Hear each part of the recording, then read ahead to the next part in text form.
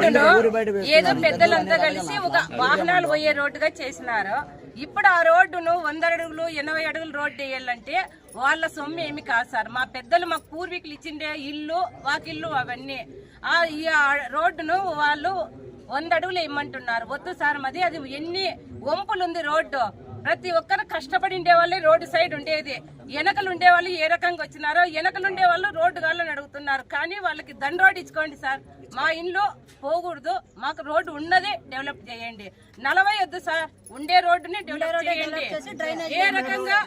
ఏ రకంగా అయినా మీరు మమ్మల్ని ఇబ్బంది పెట్టకూడదు సార్. మాకు తెలియకుండా కౌన్సిలర్లు సంతకాలు చేసినారు. మమ్మల్ని వాళ్ళు మోసం చేసినారు సార్. మాకు ఎంత బాధ అవుతుంది. మోసం చేసి సంతకాలు పెట్టి ఈ రోజు పెద్ద రోడ్లు కావాలని వాళ్ళు అంటున్నారు. కానీ మాకు అవసరం లేదు, ఉండే రోడ్లే చాలు. కావాలంటే పెద్ద రోడ్లు రోడ్డుకి వేసుకోమన్నాం. మాకు అవసరం లేదు సార్, ఉండే రోడ్లను బాగా చేయండి. మమ్మల్ని మోసం చేసే రాజకీయ నాయకులు మాకు వద్దు సార్. ఈ తెలుగుదేశం ప్రభుత్వమే మాకు వద్దు. ఎందుకంటే ఇంత మోసం చేసి మమ్మల్ని బాధ పెట్టినారు. ఏమిటికి మేము గెలిపించింది? అన్యాయం చేయకూడదు. అంతా మా కులస్తులే. మమ్మల్ని మోసం చేసి వాళ్ళేం జీవితం సార్ అది. వాళ్ళు బాగుండడం కోసమా రోడ్లు వేసేది? మేము బాగుండేకే. మమ్మల్ని బాగు పెట్టాలంటే మమ్మల్ని అడగల సార్, మమ్మల్ని సంప్రదించాల. అడగకుండానే వాళ్ళు కౌన్సిలర్లు సంతకాలు పెట్టేసి రోడ్డు కావాలంటే ఏం న్యాయం సార్ ఇది?